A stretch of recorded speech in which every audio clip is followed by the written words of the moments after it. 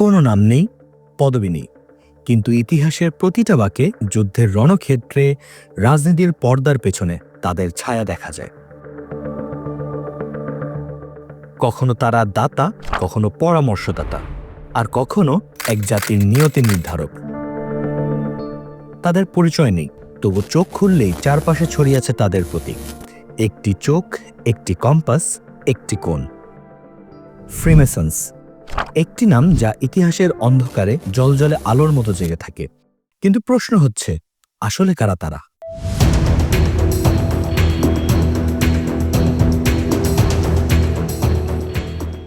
ফ্রিমেসনরি এর শুরু মধ্যযুগের ইউরোপে।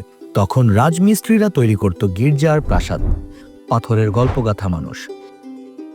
তাদের গোপন নিয়ম, সংকেত আর শিক্ষাই পরিণত হয় এক গিল্ডে, আর সেই গিল্ড থেকে জন্ম নেয় এক সমাজ যাদের নিয়ম আছে, প্রতীক আছে, কিন্তু পরিচয় নেই। 1717 সালে লন্ডনে গঠিত হয় দি গ্র্যান্ড লজ অফ ইংল্যান্ড, যা ফ্রিমেসনরি এর আধুনিক রূপ। তারা বলতো মেকিং গুড ম্যান বেটার। তাদের আদর্শ ছিল ভ্রাতৃত্ব, স্বাধীনতা আর জ্ঞান। তবে সবসময় কি তাই ছিল?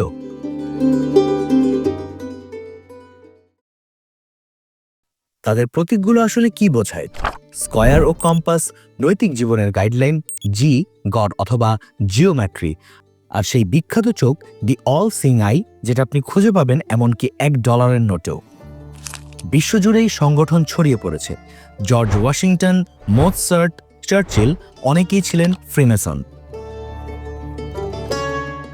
এমনকি ভারতবর্ষেও ব্রিটিশ আমলে প্রতিষ্ঠিত হয় ফ্রিমেসন লজ। কলকাতার লালবাজারে এখনও টিকে আছে গ্র্যান্ড লজ অফ বেঙ্গল। তবে যত বেশি গোপনীয়তা, তত বেশি ষড়যন্ত্র। অনেকেই বলে ফ্রিমেসন্সরাই নিউ ওয়ার্ল্ড অর্ডার গড়ার নেপথ্যে। এক বিশ্ব, এক শাসক, এক দৃষ্টিভঙ্গির পিছনে আছে তাদের ছায়া। কেউ আবার ভাবে তারা ইলুমিনাতিরই অন্য রূপ। নাৎসিরা নিষিদ্ধ করেছিল এই সংগঠন, সোভিয়েত রাশিয়াও তাদের মানত শত্রু। কারণ ফ্রিমেসন মানে স্বাধীন চিন্তা, স্বাধীন বিশ্বাস, এটাই শাসকদের ভয়। তবে ফ্রিমেসনরা নিজেরা বলে, we are not a secret society, we are a society with secrets. তাদের আচরণ, শপথ, প্রতীক সবই আড়ালে, তবু সামনে। সবাই জানে তাদের নাম, কিন্তু সত্যি জানে কয়জন? ফ্রিমেসন কি শুধুই এক দার্শনিক সমাজ, নাকি ইতিহাস নিয়ন্ত্রক এক নীরব শক্তি?